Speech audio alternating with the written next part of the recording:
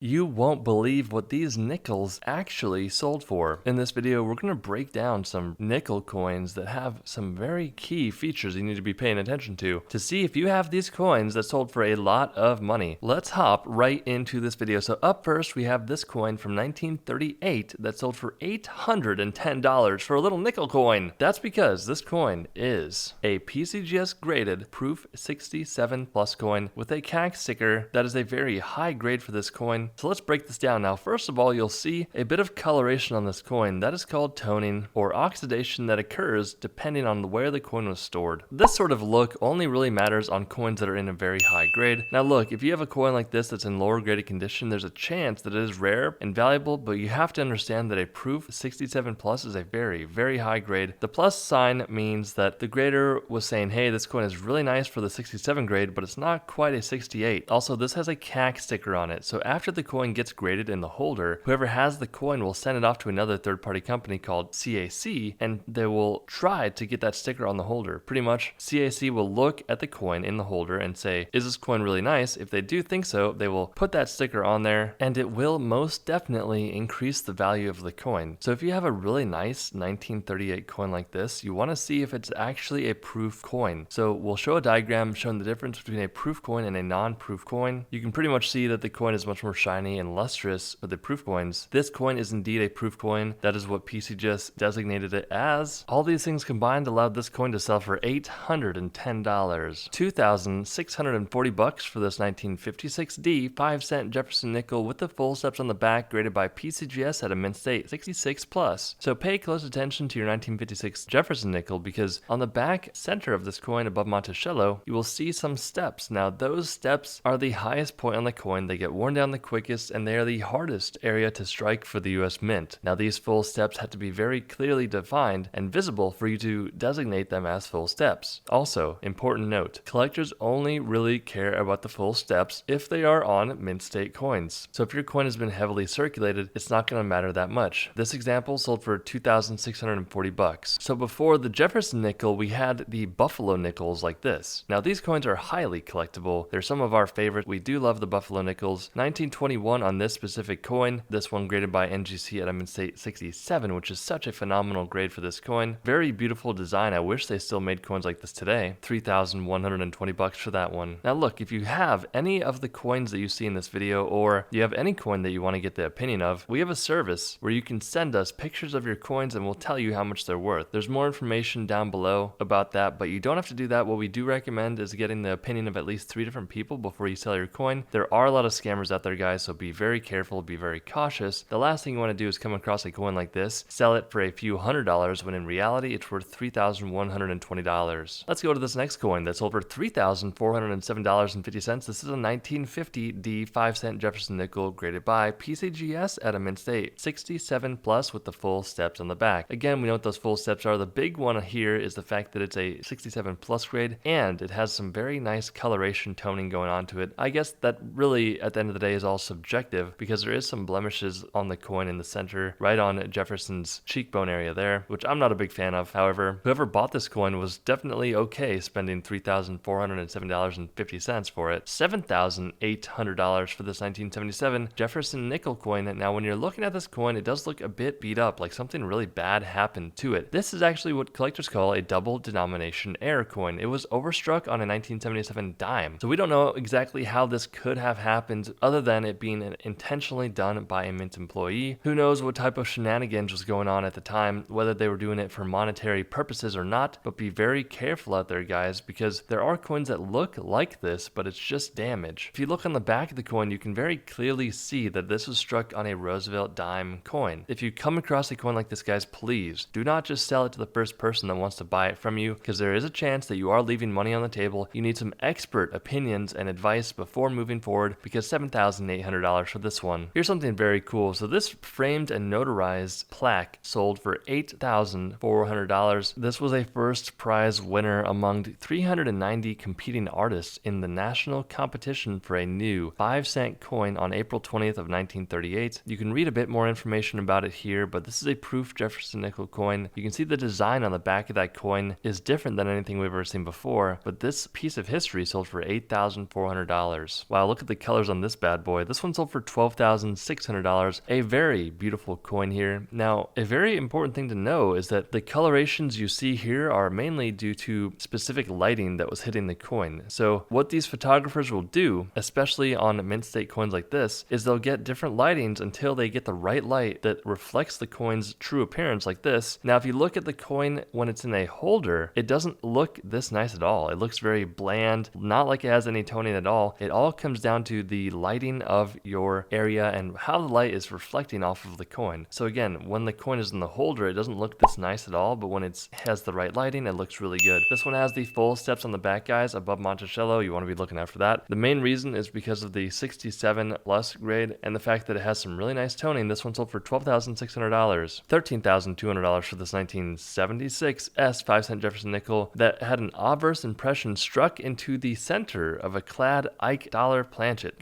Quite a mouthful there, but this one was graded by NGC. And again, I think this is something that was completely done on purpose. The coin weighs 22.37 grams. You know, this was likely done by a mint employee, whether they were bored or they thought, hey, one day this is going to be worth a lot of money. All you got to know is that it sold for $13,200. $33,600 for this 1938 D 5-cent Jefferson nickel graded by PCGS at a mint state, 68 plus with the full steps on the back. This is a monster of a grade for this coin, and pretty much we want to be looking at this full steps on the back, seeing if they have them. We know that it's a 68 plus grade. That's a very high grade for this coin. If you have it, keep it safe, contact a rare coin expert, and we'll see you in the next video.